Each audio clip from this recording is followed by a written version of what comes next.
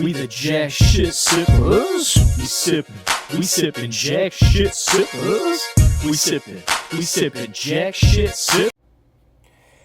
Woo! Welcome in, boys. It is week 1 of the 2025 Jack's Shit Sippers fantasy season. And this one's getting out to you late. It is Saturday night, the day before the games start. Had a busy week. Obviously, had to get a couple newsletters out, review the teams. Had a good time at the draft. I hope you guys did too. It takes a lot of effort to put all that stuff together. So appreciate the wives and everyone being prepared. It was, like I said, it was a good draft. We are going to get into it. I will be doing a weekly podcast again. It will be just a matchup of the week. Typically, I'll be a little more organized because I do try to prep for these. But I'm going straight off the dome because I wanted to get this out before the games. This week, we are 0-0. Everybody's starting off 500. We're undefeated, whatever way you want to look at it. And there is one game left that is projected to be roughly within 1 point. It is also a good narrative. Our last year's Sacco, Cameron, Chicken Finger Flash, and our last year's champ, TJ, Sacco del Toro, playing each other. So it was supposed to be 162 to 163. So we'll take a look at these matchups. Again, I have not put a lot of prep into this, so you're getting my thoughts kind of right off the top of my head. So we are looking at the quarterback matchups. Both went quarterback early. Cameron has Jaden Daniels, and TJ has Lamar Jackson.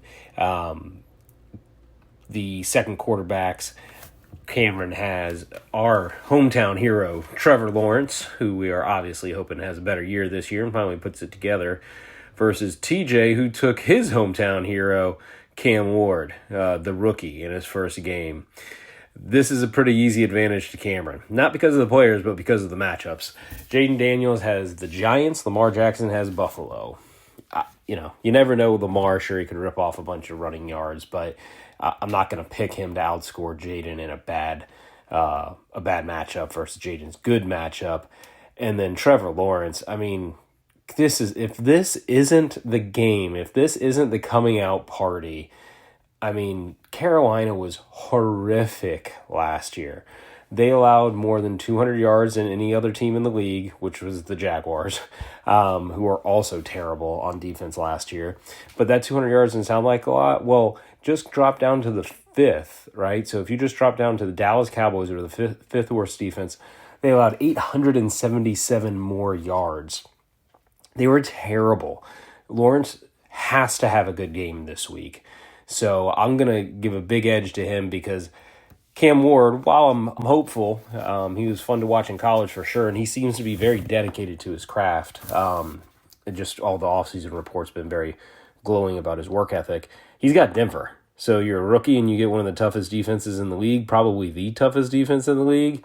That's a big plus for Cameron in the quarterback category. Let's move on to the running backs. So looks like Cameron is coming out with Kyren and Aaron Jones. Two solid running backs. I think he took Aaron Jones pretty late, and Kyren was one of my favorite values of the draft. If you read the team reviews, you saw that. I don't know why everybody is scared of Kyren.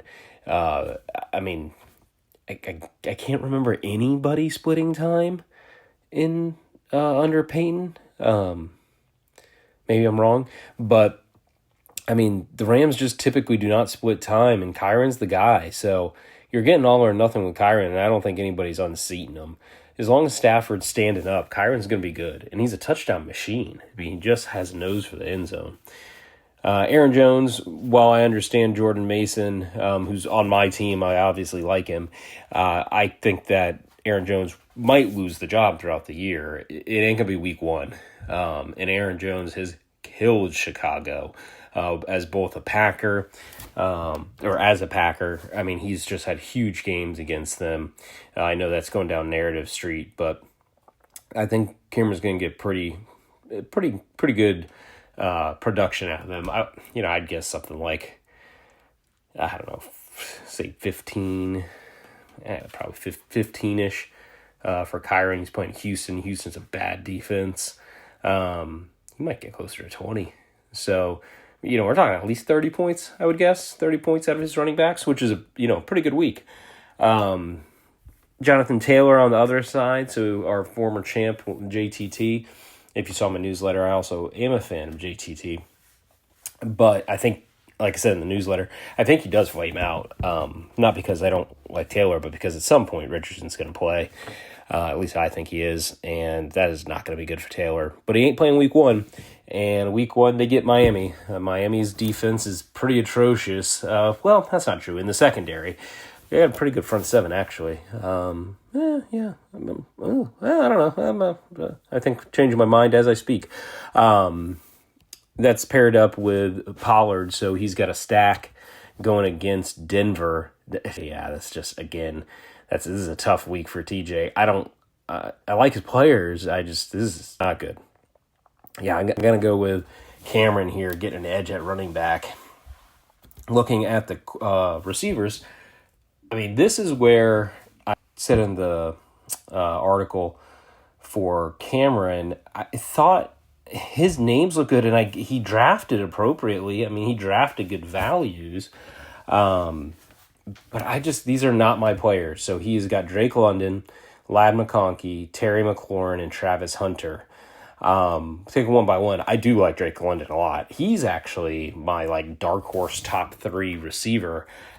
Any player in that division, I think, has a good shot at being a very high upside surprise, because all of those defenses are terrible. All of them.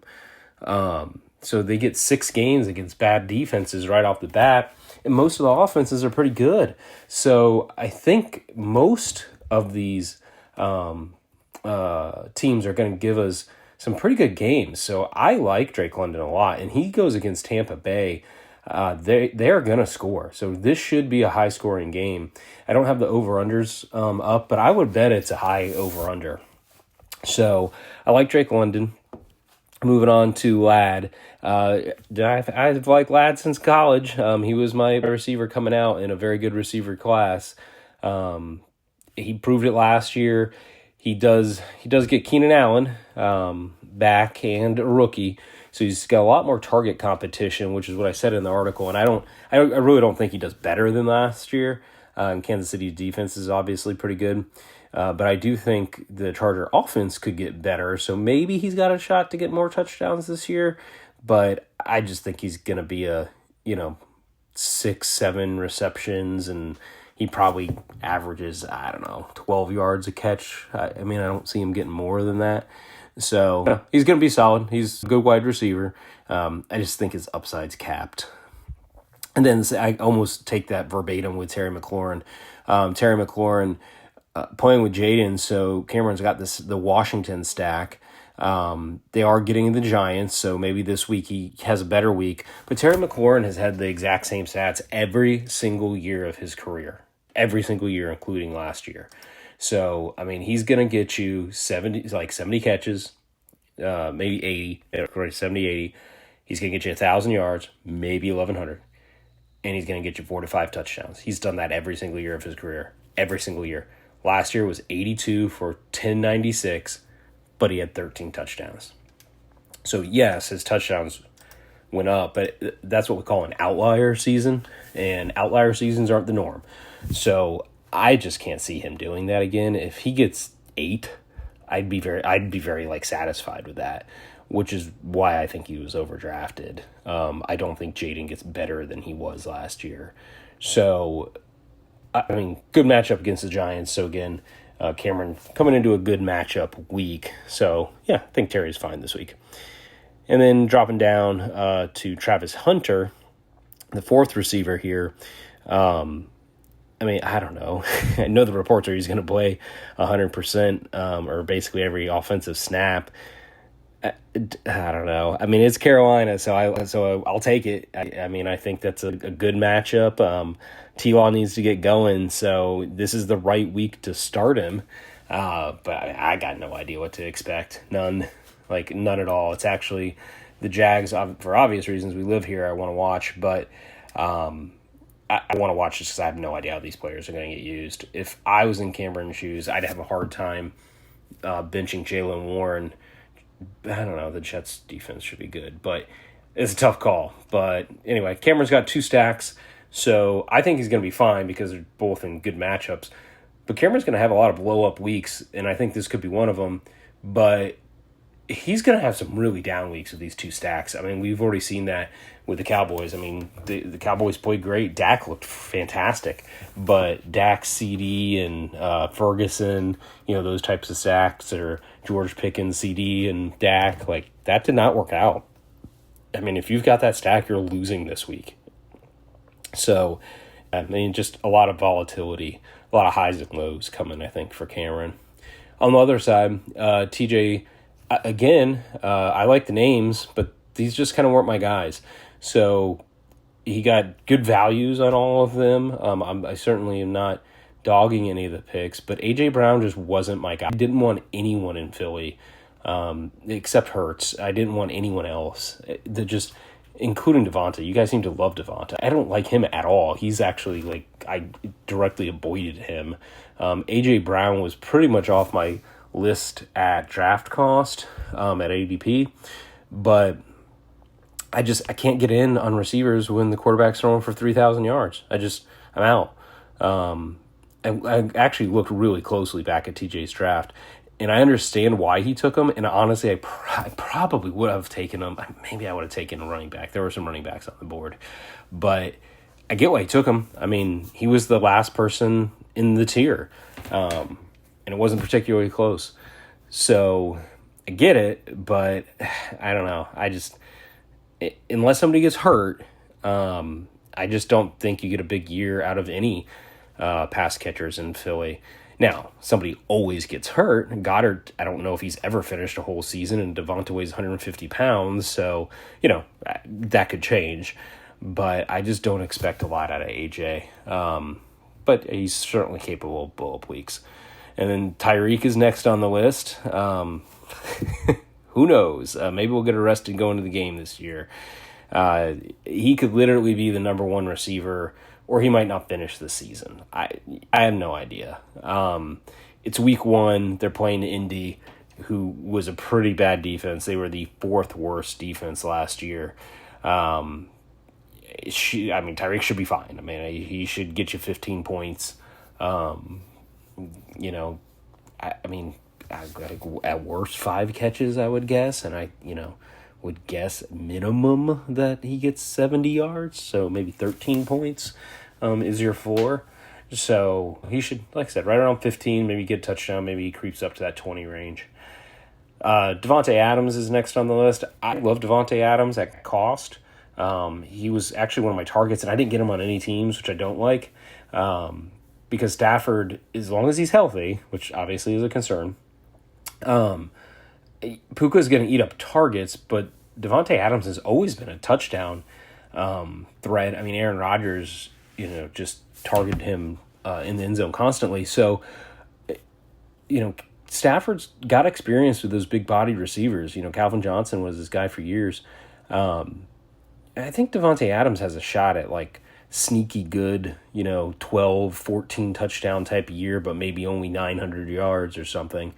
And he gets Houston, and I am so out on Houston. I don't even know that I want a Nico. He should be fine, but it's just that offensive line is bad. That defense is okay. It's just, I think if they're constantly playing from behind, the defense is just going to get tired. I mean, who's running the ball? Nick Chubb? I mean, at best 3 yards a carry.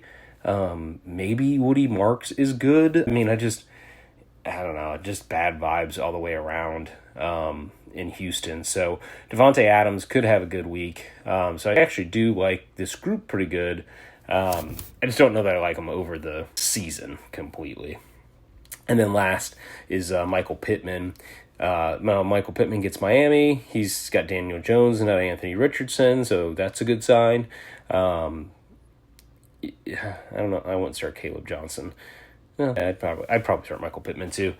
He was so injured last year. I don't know what to expect. But Daniel Jones is in there.